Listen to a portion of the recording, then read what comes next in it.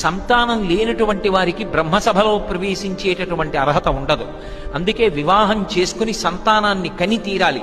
కొంతమంది మెట్ట వేదాంతం మాట్లాడుతుంటారు, నాకు వైరాగ్యం వచ్చేసిందండి, మేము ఇంకా పెళ్లి చేసుకోవద్దు అనుకుంటున్నాం. అలా బ్రహ్మచర్యంతో ఉండకూడదు. నీకంత వైరాగ్యం ఉంటే సన్యాసం తీసుకోవాలి. అసలు బ్రహ్మచర్యం నుంచి సన్యాసం మంచిది కాదు. ఎవరో కొన్ని కోట్ల మందిలో ఎవరికో దక్కుతుందా అటువంటి వైరాగ్యం తప్ప అందరికీ అది కుదిరే విషయం కాదు. లేదా గృహస్థాశ్రమం స్వీకరించి సంతానాన్ని కనాలి. అంతేకాని సంతానం కలకుండా నేను బ్రహ్మచారిగా ఉంటానండి అన్న మాట అనకూడదు. అలా ఎవడైనా చేస్తే వాణ్ణి కన్నటువంటి తల్లిదండ్రుల్ని 7 తరాల వాళ్ళని చెట్లకి తిరగేసి కట్టేస్తారు. మహాభారతం ఆది పర్వంలోనే మనకి అటువంటి ఆఖ్యానం ఒకటి కనపడుతుంది. అందుకే ఆశ్రమ నియమం అంటే ఆశ్రమ నియమమే. నాకు చాలా భక్తి అండి, నాకు చాలా వైరాగ్యం అండి, నేను పెళ్లి చేసుకోనండి అనకూడదు. అంత భక్తి ఉన్న త్యాగరాజస్వామి వారు చేసుకోలేదా, ముత్తుస్వామి దీక్షితారు వారు చేసుకోలేదా?